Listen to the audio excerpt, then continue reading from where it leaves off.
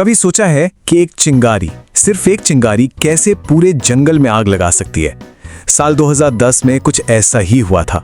एक अकेली घटना ने पूरे मिडिल ईस्ट और नॉर्थ अफ्रीका की सियासत को, वहां के समाज को हमेशा हमेशा के लिए बदल कर रख दिया। आज हम बात करेंगे अरब स्प्रिंग की।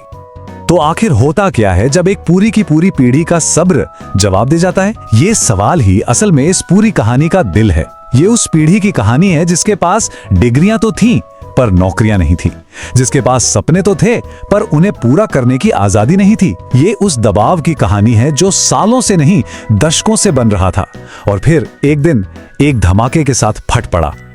तो चलिए देखते हैं कि हमारी आज की कहानी किन पड़ावों से होकर गुजरेगी। सबसे पहले समझेंगे कि वो कौन से हालात थे जो इस बड़े बदलाव की जमीन तैयार कर रहे थे। फिर देखेंगे कि वो पहली चिंगारी कहां और कैसे लगी। जानेंगे कि ये आग काहिरा से दमिश्क तक कैसे फैली और फिर बात करेंगे कि आखिर में हुआ क्या, नतीजे कैसे रहे और अंत में समझने की कोशिश करेंगे कि क्या ये क्रांति अधूरी रह गई। तो चलिए शुरू करते हैं पहले हिस्से से। देखिए, ये समझना बहुत जरूरी है कि अरब स्प्रिंग कोई एक दिन में हुई घटना नहीं थी। नहीं, बल्कि ये तो उस प्रेशर कुकर जैसा था जो सालों से बल्कि दशकों से धीमी आंच पर चढ़ाया हुआ था। बस सीटी बजने का इंतजार था। अब देखिए, दशकों तक ना अरब दुनिया में एक तरह का अनकहा सौदा चल रहा था, एक डील थी। सरकारें एक तरह से कह रही थी, देखो तुम लोग पॉलिटिक्स में मत पड़ो, चुपचाप रहो और बदले में हम तुम्हें नौकरी देंगे, सब्सिडी देंगे। पर हुआ क्या, 2000 का दशक आते आते सरकारें इस डील का अपना हिस्सा निभाने में नाकाम होने लगी। नौकरियां मिल नहीं रही थी और महंगाई आसमान छू रही थी। मतलब ये सौदा अब टूट रहा था। तो जब ये डील टूटी तो नतीजा क्या हुआ, सोच कर देखिए। एक पूरी की पूरी पीढ़ी, पढ़ी लिखी, हाथ में डिग्रियां पर नौकरी नहीं, चारों तरफ भ्रष्टाचार, मतलब हर काम के लिए पैसा खिलाओ। अमीर और अमीर होता जा रहा था, गरीब और गरीब, और अगर किसी ने आवाज उठाने की कोशिश की तो उसे कुचल दिया जाता था। ये सिर्फ किताबी बातें नहीं है, ये करोड़ों लोगों की रोजमर्रा की हकीकत थी। और यहीं पर कहानी का सबसे जरूरी पहलू सामने आता है। देखिए, ये लड़ाई सिर्फ रोटी या नौकरी की नहीं रह गई थी। नहीं, ये लड़ाई थी इज्जत की, आत्मसम्मान की। लोगों को लगने लगा था कि उनकी कोई सुन नहीं रहा, उनकी कोई वैल्यू ही नहीं है। और जब किसी को अपनी बेइज्जती महसूस होने लगती है तो उसका गुस्सा किसी भी हद तक जा सकता है। तो माहौल पूरा तैयार था, बारूद का ढेर बिछा हुआ था, बस एक चिंगारी की देर थी। और वो चिंगारी आई ट्यूनीशिया के एक छोटे से शहर से। ये चेहरा है मोहम्मद बouazizi का, सिर्फ 26 साल का एक नौजवान। क्या करता था?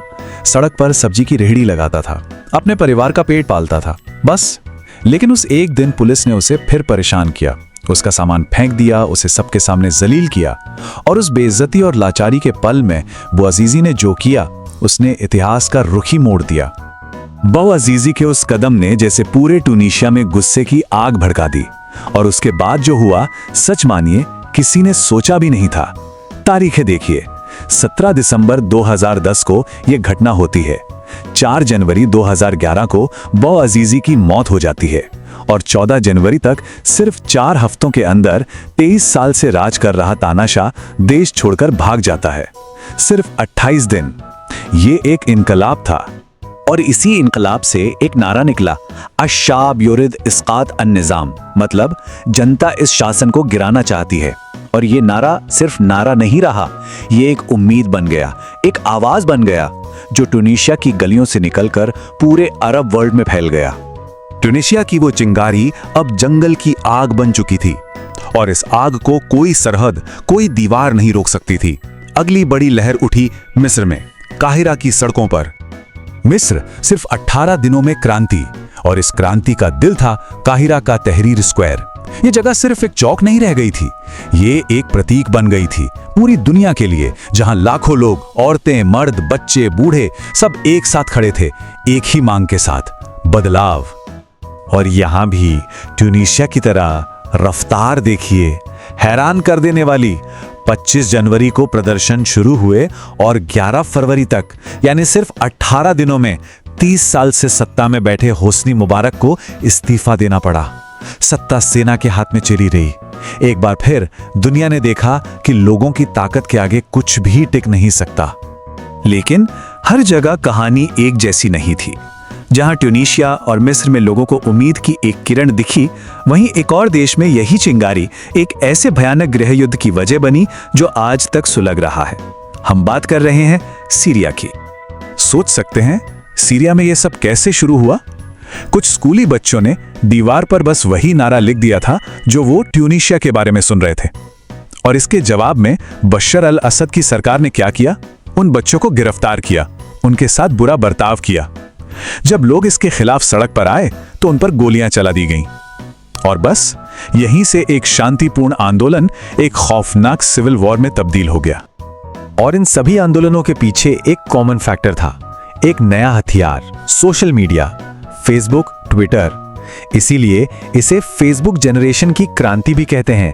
फेसबुक पर प्रोटेस्ट ऑर्गेनाइज होते थे, ट्विटर पर दुनिया को लाइव अपडेट्स दिए जाते थे। आंकड़े खुद बताते हैं, मिस्र और ट्यूनीशिया में 10 में से 9 लोगों ने कहा कि उन्होंने जानकारी फैलाने के लिए फेसबुक का इस्तेमाल किया। तो तानाशाह गिर रहे थे, एक नई पीढ़ी अपनी ताकत दिखा रही थी, सब कुछ बहुत उम्मीद भरा लग रहा था। लेकिन जब शुरुआती जोश ठंडा हुआ, जब धूल बैठी, तो असल तस्वीर क्या थी? क्योंकि हर देश का अंजाम एक दूसरे से बहुत अलग था। ये टेबल 3 देशों के बिल्कुल अलग अलग कहानी बताती है। देखिए, एक तरफ है ट्यूनीशिया, जहां मुश्किलों के बाद भी एक तरह से लोकतंत्र की तरफ सफर शुरू हुआ, नया संविधान बना, चुनाव हुए। फिर है मिस्र, जहां क्रांति तो हुई, चुनाव भी हुए, पर कुछ ही साल में 2013 में मिलिट्री ने तख्ता पलट कर दिया और सब वापस वहीं पहुंच गया। और तीसरा है सीरिया, जहां विरोध प्रदर्शन एक ऐसे गृह युद्ध में बदल गया जिसने सब कुछ तबाह कर दिया। तो आज एक दशक से ज्यादा समय बीत जाने के बाद सवाल ये उठता है कि अरब स्प्रिंग की विरासत क्या है? क्या ये एक कामयाबी थी या एक नाकामी? इसका जवाब सच कहें तो बहुत कॉम्प्लिकेटेड है। सच्चाई ये है कि कई चीजें या तो वैसे ही हैं या पहले से भी बदतर हो गई हैं। युवाओं में बेरोजगारी आज भी दुनिया में सबसे ज्यादा है। कई देशों में बोलने की आजादी पहले से भी कम हो गई है। और सीरिया, लीबिया, यमन जैसे देशों में जो गृह युद्ध शुरू हुए, उन्होंने लाखों लोगों को बेघर कर दिया। 50 लाख से ज्यादा, ये सिर्फ एक नंबर नहीं है, ये उन लोगों की संख्या है जिन्हें सिर्फ सीरिया के युद्ध की वजह से शरणार्थी बन के अपना देश छोड़ना पड़ा। सोचिए, ये है इस बदलाव की इंसानी कीमत। लेकिन क्या विरासत सिर्फ आंकड़ों में होती है? शायद नहीं।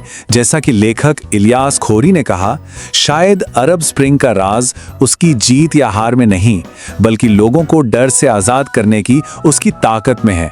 और ये बात बहुत गहरी है।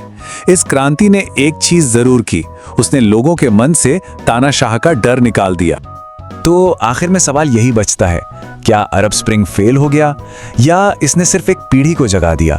क्या ये कहानी का अंत था या एक बहुत लंबी लड़ाई का सिर्फ पहला चैप्टर? इसका जवाब शायद आने वाला वक्त ही देगा।